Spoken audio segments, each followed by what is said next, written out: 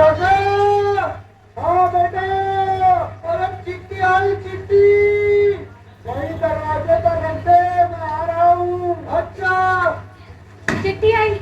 माँ, मैं चिट्ठी लेके आती हूँ। अरे रमणा जी नमस्कार। अरे नमस्कार बेटा, नमस्कार। अरे मनी ऑर्डर आया तुम्हारा, मनी ऑर्डर। मनी ऑर्डर है? आया साइन करो।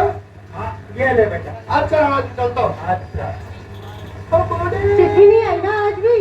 माँ हमारी कोई चिट्ठी नहीं आई, सिर्फ राणा बोर्डो का मनी ऑर्डर आया है। ये निर्भागी चिट्ठी जाने कहाँ रख देते हैं। मेरा मानक ऐसा नहीं है कि 2-2 महीने चिट्ठी ना लिखी। पहले हर 15 में रोज चिट्ठी आती थी, अब जाने कौन सा पहाड़ रास्ते में खड़ा हो गया। कम से कम अपनी राजी खुशी तो लिख ही देता। माँ मेरा दिल कहता है कि अगले मंगल को चिट्ठी जरूर आएगी, देख लेना। देख तेरा दिल हर मंगल को कहता है कि चिट्ठी आएगी। आई चिट्ठी नहीं ना? पता नहीं क्यों एक चिट्ठी के लिए इतना तरसना पड़ रहा है इस बार। आने दो उसे, फिर खबर लेती हूँ उसकी मैं। माँ पिछली चिट्ठी में भैया ने लिखा था ना कि वो बर्मा की लड़ाई में गए हैं। क्या पता उन्हें समय न मिला चिट्ठी लिखने का। इतनी फुर्सत ना मिली कि माँ को 4 आखर लिख देता। अब बता, जब उसकी चिट्ठी आती है तब जाके माँ के कलेजे में ठंडक पड़ती है। अब यहाँ कौन 4 लोग बैठे जिनके सहारे माँ हंसी खुशी जिंदगी काट रही है? लाटे को इतनी बात समझनी चाहिए थी। माँ तू फिक्र मत कर, देख लेना चिट्ठी जरूर आएगी। वैसे माँ ये बर्मा यहाँ से कितनी दूर है? राणा जी तो कहते थे कि कोई 100 कोस दूर है। अब जाने उन्हें कुछ पता भी है कि नहीं, उनके तो जो मन में आया वो बोल देते हैं। लेकिन माँ राणा बोर्डो कहते हैं कि वहाँ मोटर गाड़ी से नहीं, सिर्फ पानी वाले जहाज से जाते हैं। ये तो मानक भी कहता था कि कलकत्ते से बर्मा पानी के जहाज से जाया जाता है। वो वहाँ समुद्र में देख के आया था ना पानी के वो बड़े बड़े जहाज। माँ बर्मा से चिट्ठी भी तो फिर पानी वाले जहाज से आती होगी ना? क्या पता हमारे चिट्ठी वाला जहाज डूब गया तो? अरे ऐसे काली जबान न बोल। अब मुंह अच्छा ना हो तो आदमी बात अच्छी करे। जहाज डूब गया? अरे तुझे पता है एक जहाज कितना बड़ा होता है? क्या कहा था मानक ने? हमारे गांव जैसे 4-6 गांव उसमें फिट आ जाए। अब इतना बड़ा जहाज कभी डूब सकता है? माँ तू सच माने झूठ, लेकिन राणा बोर्डो कहते हैं कि वहाँ रोज लड़ाइयाँ होती हैं और कई जहाज डूब जाते हैं। राणा जेठाजी ना एक लड़ाई क्या लड़के आए हैं जैसे सारी दुनिया की अकल उनके पेट में आ गई है। घर बैठे बैठे जो कहना हो कह ले। अरे अपनी कल्याण का चाल चलन नहीं पता, लेकिन बात पता होगी जहाज डूबने की। अरे मुन्नी तू जा, मेरा दिमाग खराब मत कर, अंदर जाके काम कर।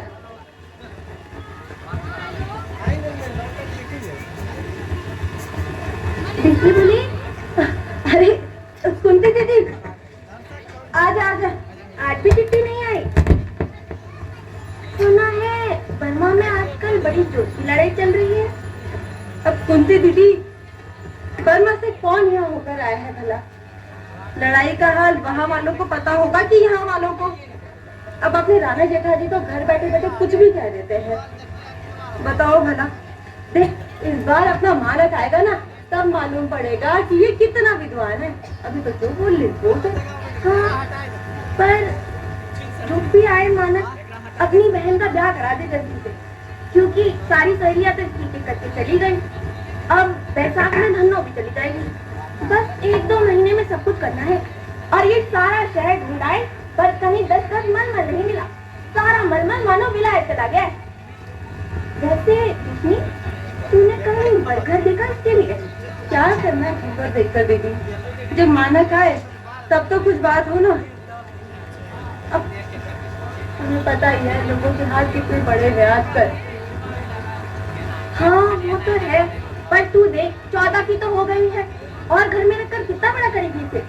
मेरी धन्नो का अभी 13वां चल रहा है, पर लोगों ने जान खा ली थी कि लड़की मुटियार हो गई है, इसे जल्दी कहीं विदा करो। तू मानक के आने तक कहीं लड़का तो देख, और जाने उसके आने में अभी कितना समय बाकी है। लड़ाई का क्या मालूम।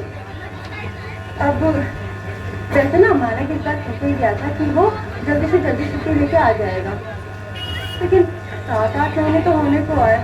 नहीं, अगले 4-5 महीने में आ ही जाएगा वो पक्का से, देखना। तो शायद और 4-6 महीने में है। पर भीष्मी भूली लड़ाई का मुंह शेर का मुंह है। शेर का मुंह किसने सुनकर देखा है? तू कहे तो मैं कहीं पूछताछ करती हूँ। अब लड़की दिन पर दिन तार होती जा रही है और मानस जाने साल में आता है, 6 महीने में कि अरे मुन्नी की बुआ, अरे मुन्नी की बुआ,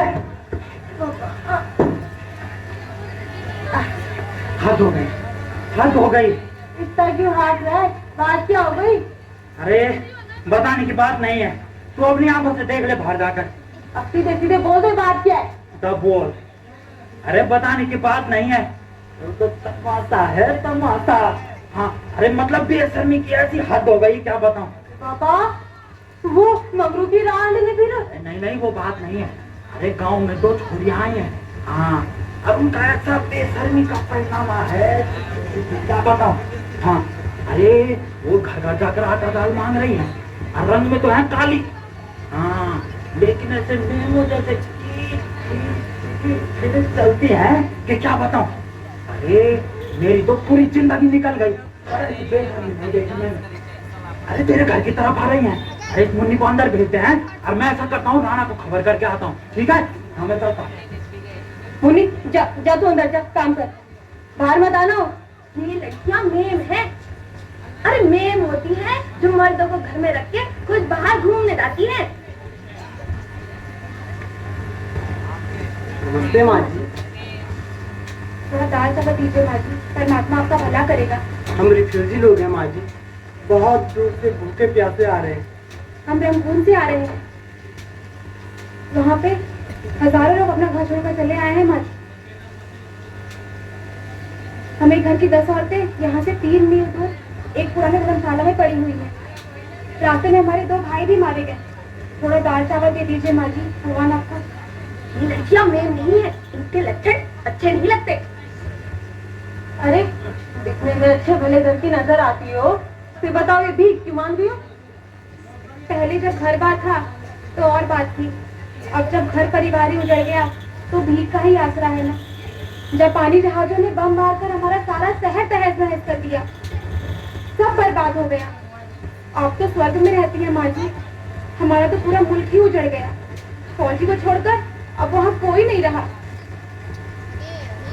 माँ ये कहती है कि इनके मुल्क में रोज लड़ाइयाँ होती हैं। माँ इनसे पूछो ना इनका मुल्क बर्मा से कितनी दूर है। हमारे मुल्क का नाम ही बर्मा है बहन जी। हमारा शहर रंगून बर्मा में ही पड़ता है। क्या तुम लोग बर्मा से आए हो? हाँ माँ जी। हाँ माँ जी, हम बर्मा से ही आए। वहाँ रहने वाले हजारों लाखों लोगों की जानें चली गई। जिसको जिधर रास्ता मिलता है उधर भागकर अपनी जान बचाने की कोशिश करता है। तो बर्मा में बहुत लड़ाई होती थी। अच्छा हाँ, वहाँ दिन रात आग बरसती है, आग। वहाँ रात दिन लड़ाइयाँ होती हैं। हम तो फिर भी खुशकिस्मत हैं जो अपनी जान बचाकर यहाँ चले आए। 13 दिन तक जंगली रास्तों पर भूखे प्यासे चलते रहे हैं हम माँ जी। तुम लोग वहाँ से पैदल चलकर आए हो? हाँ, जान बचाने का एक ही रास्ता था और रास्ते में बड़ी बड़ी दलदलें पड़ती हैं और उन दलदलों के बीच में हम में से एक औरत फंसकर मर गई। माँ ये कहती है कि वहाँ से पैदल चलकर आई है, लेकिन राणा बोर्डर तो कहते हैं कि वहाँ पानी के जहाज से जाते हैं। जी हाँ, असली रास्ता जहाज का ही है, मगर जापानी लोग जहाजों को बीच रास्ते में ही डुबो देते हैं और हमें आने के लिए जहाज ही नहीं देते। जहाजों पे बस फौजी आते जाते हैं। अरे जब जहाज पानी में डूब जाते तो फौजी भला उनमें क्यों आते हैं? ये सरकार बताओ इतनी मूर्ख है कि फौजियों को डूबने के लिए जहाज में भेज दे। फौजी समंदर में लड़ने के लिए जाते हैं माँ जी। जहाजों में लड़ाइयाँ होती हैं, वहाँ से जापानी जहाज मार करते हैं तो यहाँ से अंग्रेजों के जहाज और ऊपर से हवाई जहाज मार करते हैं माँ जी। बहुत भयानक लड़ाई होती है। तुम लोग जिस रास्ते से भाग कर आए हो उस रास्ते से फौजी भी भाग के आते हैं? नहीं, फौजी भाग नहीं सकते, वो वहाँ लड़ते हैं और जो फौजी भागने की कोशिश करता है उसे गोली मार दी जाती है। नहीं मतलब फौजी लोगों को भाग के आने की क्या जरूरत है? तो उनको तो मियाद में छुट्टी मिलती है ना, तो भला वो भाग के क्यों आएंगे? छुट्टी लेके नहीं आएंगे। नहीं वो इतना अनजान नहीं है। आपके बच्चों की बड़ी उम्र होगी माँ जी, हमें 2 मुट्ठी चावल दे दीजिए। लो, यहाँ हमारे अपने खाने के लिए चावल नहीं है और इन्हें चावल चाहिए। मुन्नी जा अंदर से एक कटोरा चावल ले आ।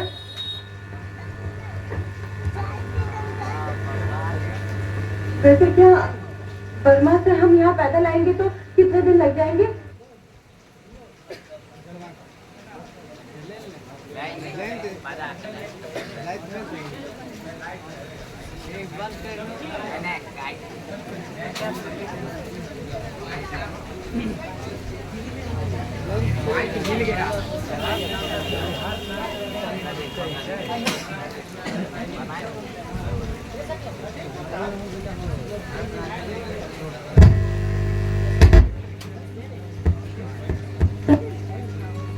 हिंदुस्तानी सिपाहियों की तो कहीं जापानी सिपाहियों की देखकर दिल दहल जाता है माँ जी। अरे बस कर लो, बस कर लो।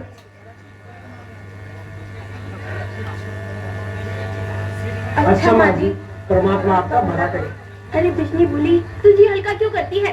क्या पता है लड़कियां बर्मा से आई हैं या कहीं और से? मुझे तो इनका चरित्र ऐसा वैसा ही लगता है। हाय राम, लड़कियां हैं या सानिया? माँ तुम चिंता क्यों करती हो? देखना भैया जरूर आएंगे। जितनी हमें उनकी फिक्र है उतनी उनको भी तो हमारी फिक्र है ना। अरे मैंने कब कहा कि उन्हें हमारी फिक्र नहीं है? लेकिन एक चिट्ठी डाल देता। मैं यहाँ रह रहा हूँ, अच्छा भला हूँ, क्या चली जाता उसका भला है? क्या पता माँ, भैया खुद ही आ रहे हो तभी उन्होंने चिट्ठी ना लिखी हो। क्या पता माँ, मेरा दिल कहता है भैया खुद आएंगे। लड़कियाँ इतनी बड़ी हो जाती हैं, किंतु इनके घर वाले इनका ध्यान नहीं करते। क्या मालूम।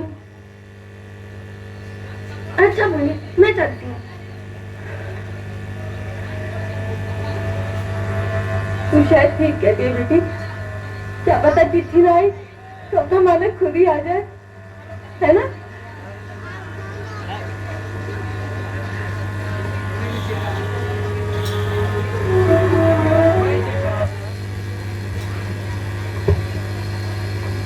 बाबा तू अभी तक जाग रही है? नींद नहीं आई माँ, तुम भी तो जाग रही हो। हाँ, आधी रात बीत गई और नींद नहीं आई। मेरी उम्र में तो नींद वैसे भी नहीं आती है। अब सोना है नहीं सोना है? चल ऊपर भी नहाने जाना है, सुबह उठेगी नहीं फिर।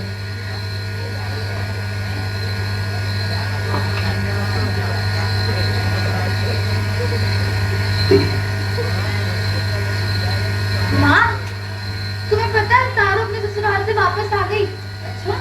माँ उसके ससुराल वाले ने उसे अच्छे वाले मोती के कड़े बनवा के दिए हैं। वो पूरे गांव में दिखाती फिर रही थी। माँ उसके कड़े बहुत सुंदर है, बंतों के कड़ों से भी ज्यादा सुंदर है। अच्छा अच्छा, अब के जब भैया आएगा ना तो तेरे लिए सबसे अच्छे कड़े और चूड़ियां लेके आएगा। खुश है? सो जा चल, आँख नहीं खुलेगी फिर सुबह चिल्लाना पड़ता है।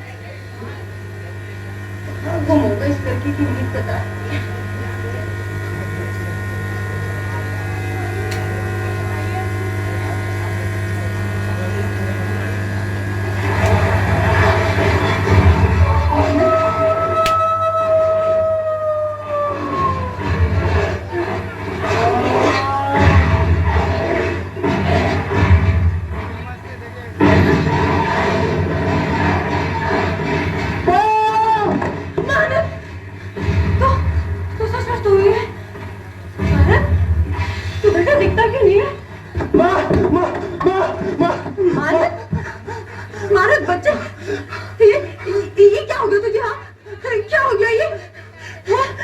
मैं घायल हूँ माँ, मुझे बहुत गोलियां लगी है और वो दुश्मन अब भी मेरे पीछे लगा हुआ है माँ।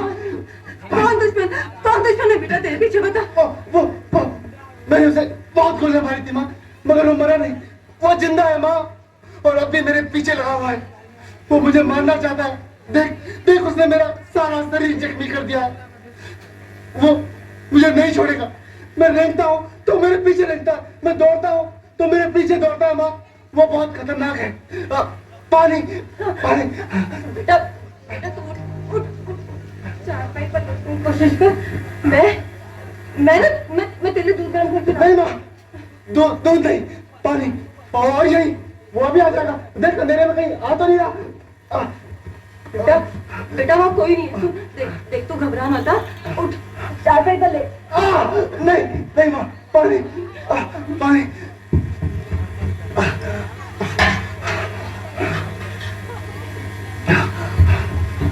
बेटा उठ मुझे, शाबाश, ले पानी पी आराम से, ले ले।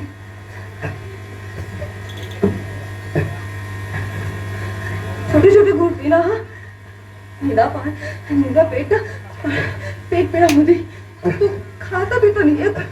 नहीं माँ, मुझे अब भूख नहीं लगती, मेरी भूख मर चुकी है माँ। पानी वो देख माँ, वो आ गया, ये वही है माँ, यही वही है। तो उसे गोद में लिए बैठी है, देखती नहीं ये मुर्दा है। नहीं, झूठ बोलता है ये, मैं मुर्दा नहीं हूँ माँ। देख देख, मैं बात कर सकता हूँ, मैं हिल सकता हूँ माँ, मैं मुर्दा नहीं हूँ। हाँ, मुर्दा नहीं हूँ मैं। देख, तेरी जान के साथ तो तेरी माँ की जान है ना। मैं जीती हूँ, देख ना, तुझे कैसे कुछ हो सकता है? इसे कैसे कुछ हो सकता है? अभी इसका शरीर गोलियों से छलनी कर दूंगा और इसकी लाश ले जाकर जंगल में चील कौओं के आगे डाल दूंगा। पर तू इसे बचाना क्यों चाहती है? अरे क्या लगती है तू इसके? मैं इसकी माँ हूँ और तू इसे नहीं मार सकता, समझे? तू इसकी माँ है और तू इस वैश्य की माँ नहीं लगती। तुझे पता है ये लड़ाई में कैसे वैश्यों की तरफ गोली चलाता है? इसने न जाने कितने सिपाहियों की जान ली है। ये इंसान नहीं, जानवर है, जानवर। और तू कहती है तू इसकी माँ है? हाँ, मैं इसकी माँ हूँ, लेकिन मेरा बेटा वैश्य नहीं है। ये किसी की जान नहीं ले सकता। ये बेचारा तो मरते हुए कबूतर को भी अपनी आंखों से नहीं देख सकता। अब मैं लड़ाई में अपने बच्चे को नहीं जाने दूंगी। ये मेरे साथ घर पे रहेगा। ये घर पे रहेगा। इसके हजारों दुश्मन हैं और ये हजारों का दुश्मन। वो सब इसे ढूंढ रहे हैं। वो इसकी जान के पैसे हैं। ये वहां जाएगा तो भी मरेगा और यहाँ रहेगा तो भी। मैं तुझे तो नहीं मारने दूंगी। अरे तू कैसा आदमी है? तेरा भी तो घर बार है, माँ होगी ना। माँ के हृदय तो नहीं जानता। मेरा बच्चा कितना भोला है। देख, इसके किसी से कैसे दुश्मनी हो सकती है भला? इसकी कैसे दुश्मनी हो सकती है? अरे ये देख, ये सारे घाव तेरे बेटे ने दिए हैं। मैं इन घावों से कब का मर चुका होता, लेकिन मैं सिर्फ जिंदा हूँ इसे मारने के लिए। और इसे मारे बिगर मैं नहीं मरूंगा। अरे तुझे बात समझ में नहीं आती है। माँ हूँ मैं उसकी, बच्चा है मेरा वो। दुश्मनी से नहीं किया था, मैं नहीं भेजा था उसे लड़ने।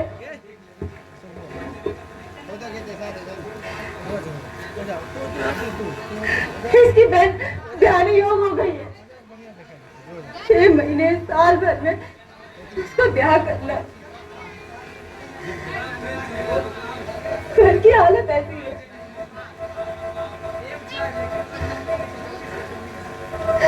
अरे अगर बेटी के ब्याह की चिंता नहीं होती तो हम आधे पेट खाकर रह लेते, लेकिन मैं अपने बच्चे का ऐसे लड़ने नहीं भेज देती।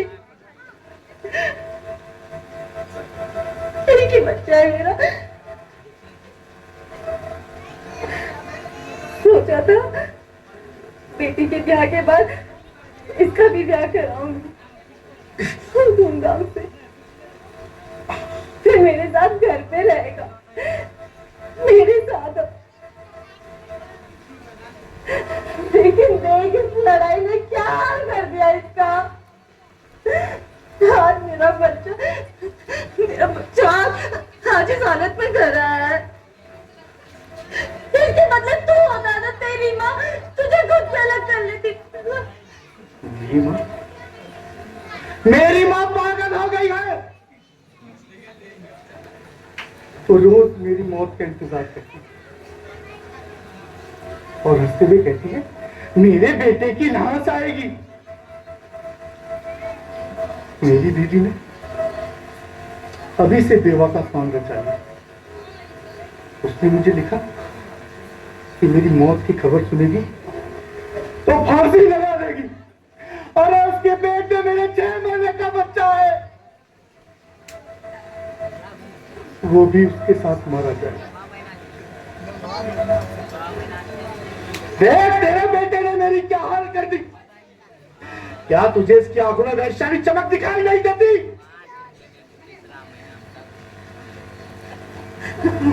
नहीं नहीं, इसकी आंखें ऐसी नहीं है।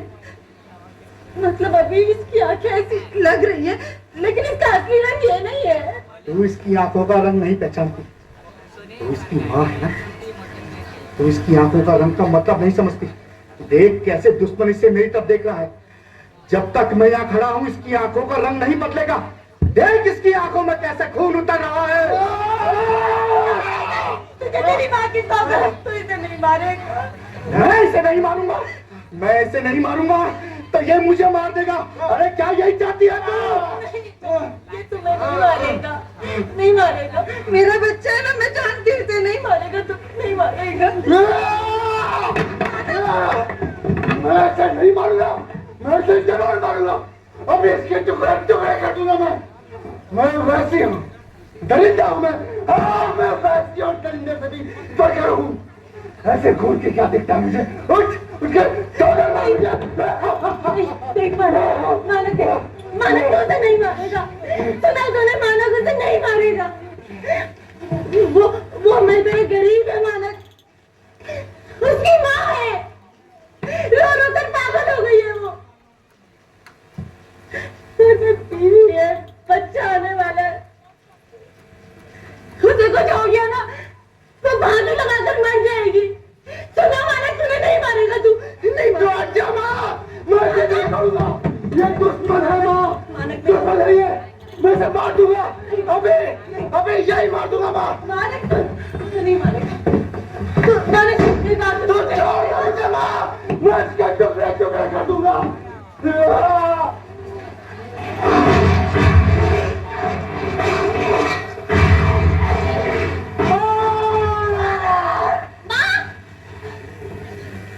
क्या हुआ?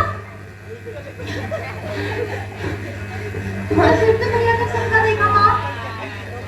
मैंने कहा ना भैया जरूर आएंगे। और तुम तो कहती थी ना कि भैया खुद आएंगे और मेरे कड़े और चूड़ियां लेके आएंगे।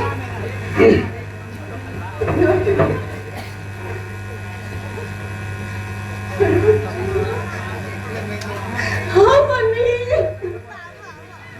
माँ भैया तो मेरी कड़े और चूड़ियां लेके आएंगे। वो सच में होती ही होंगे ना माँ।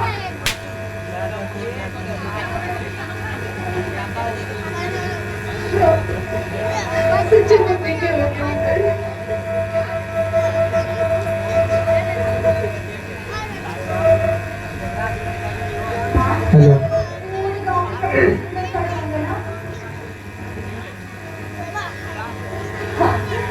तेरी कड़े सबसे सुंदर होगी, सबसे सुंदर